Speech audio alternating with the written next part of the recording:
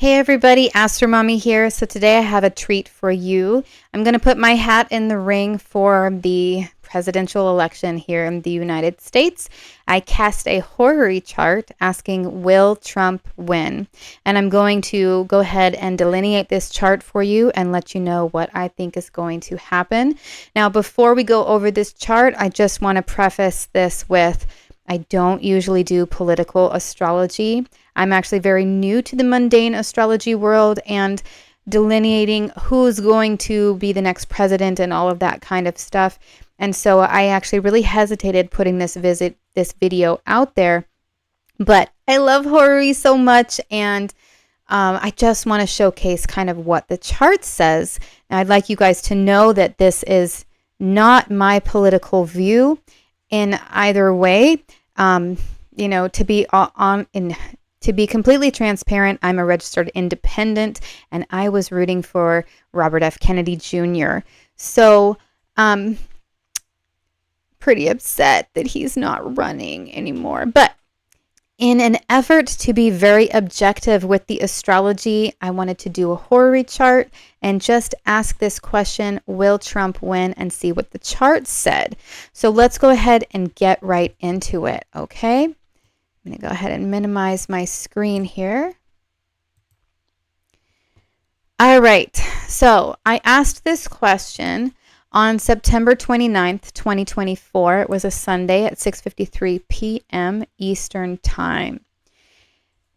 And this is how we're going to look at it. So now, because I asked it this way rather than will Kamala win, because the candidate that I was rooting for ended up endorsing Trump. So my candidate ended up endorsing Trump. And as my Horary teachers have said, you kind of, when you ask this question, you have to have sort of a horse in the race kind of a thing. So since my candidate endorsed Trump, Trump is going to get the ascendant. So here we have the ascendant, which is going to be representing Trump. So we have 3 degrees Aries, 38 minutes on the ascendant, and that means that Trump is represented by Mars in Cancer, 14 degrees, 17 minutes. Mars is essentially debilitated by being in his fall in Cancer, and I find it very interesting that this Mars is in an applying trine to Saturn retrograde in the 12th house of confinement. Saturn in this chart, just as an aside, Saturn in this chart is ruling the 10th house of authority figures. I am not using the 10th house for Biden because Biden, as the sitting president, is not in the race. So I'm not using the 10th house as the sitting president. But I do find that it very interesting that Trump's on trial for so many things, and we have the 10th house of authority figures and Saturn being the natural ruler of authorities in a trine with Mars, Trump's ruler. So I just find that to be confirmation that this planet representing Trump, representing the former President Trump, is accurate.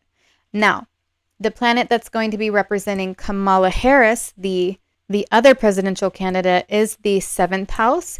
And on the cusp of the 7th house, we have 3 degrees Libra, 38 minutes. That means that Venus in Scorpio, 8 degrees Scorpio, 20 minutes, is representing Kamala, the Vice President Kamala. So Venus in Scorpio in the 7th house is essentially debilitated by being in her detriment, and she's accidentally fortified by being in the 7th house and being angular.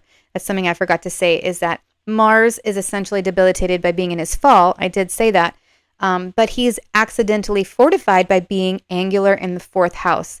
So both of these planets, Trump's planet Mars in fall in Cancer, and Kamala's planet Venus in Scorpio, both of them are debilitated by being in their fall and detriment. Mars is actually debilitated a little bit more because fall is a heavier debilitation than detriment, but they're both accidentally fortified by being angular. So what this tells me right here, if I just stop and look at the Horary chart at this particular moment, it tells me that they're both in a situation where it tells me that the race is kind of neck and neck. Okay. So that's my first prediction, is that this race is going to be neck and neck.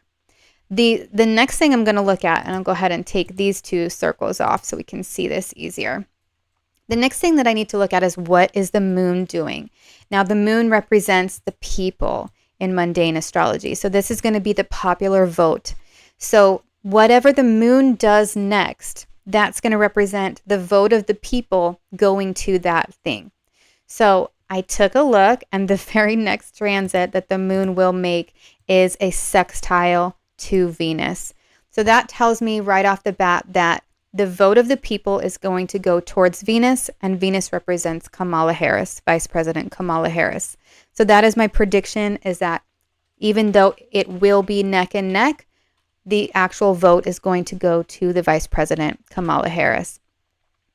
The moon will eventually make a sextile to Mars, but she has to oppose Saturn first. So the sextile to Mars is prohibited by Saturn.